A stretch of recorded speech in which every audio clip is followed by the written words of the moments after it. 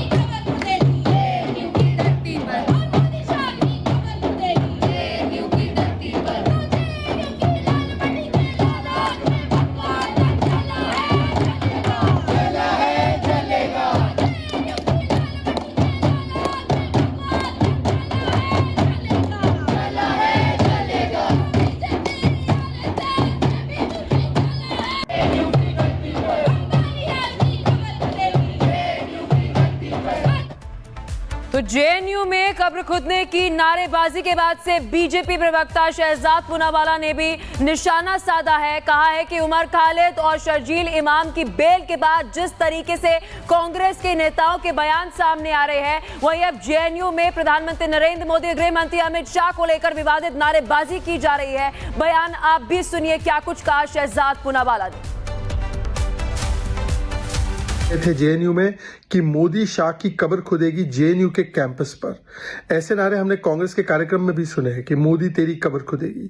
सोचे कि जिन लोगों पर सुप्रीम कोर्ट ने गंभीर आरोप तय किए हैं, जिनको प्रिमा फेसाई आतंकवाद के लिए जिम्मेदार पाया है, 1 साल तक उनको बेल नहीं मिल सकती, उनको प्राइम आर्किटेक्ट कहा है दिल्ली दंगों का, ऐसे लोगों के बचाव में आते आते आज देश के प्रधानमंत्री और गृह मंत्री को मारने की धमकी दी जा रही है। यह है कांग्रेस लेफ्ट का इकोसिस्टम।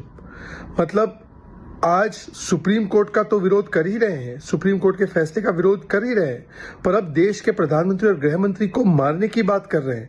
और वो भी इसलिए क्योंकि उमर खालिद और शर्जील इमाम जो चिकन स्नैक काटना चाहता है उसके बचाव में आना है। ये पहली बार ऐसा नहीं कर रहे।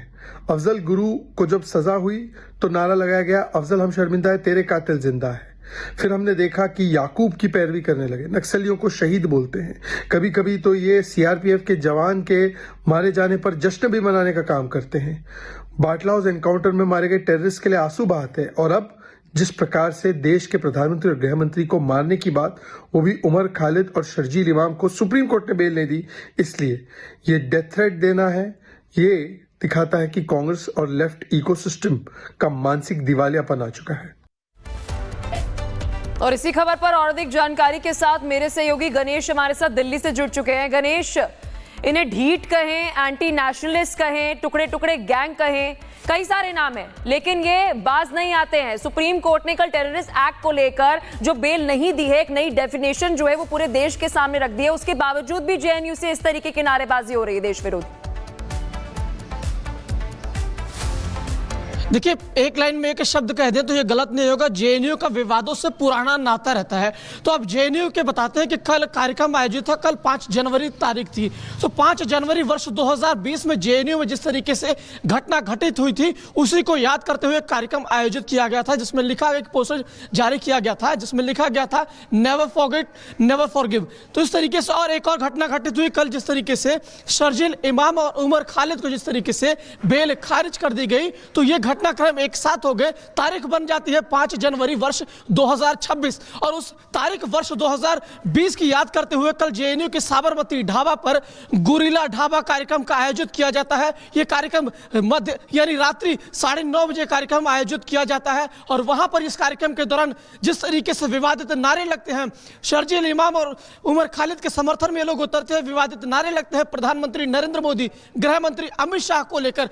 हम यूं कहते हैं कि जेएनयू जिस तरीके से एक अच्छा उच्च शिक्षक संस्थान होगा, लेकिन जिस तरीके से वहां पर नारे लग रहे हैं तो अपने आप में लगातार ये सवालिया निशान होगा कि किस तरीके से व्यक्ति वहां पर पढ़ रहे हैं, जो देश के जो सर्वोच्च व्यक्ति है, चाहे प्रधानमंत्री नरेंद्र मोदी हो या गृह मंत्री अमित शाह हो, उनके बारे में किस तरीके से बिल्कुल गणेश, और जल्द हेट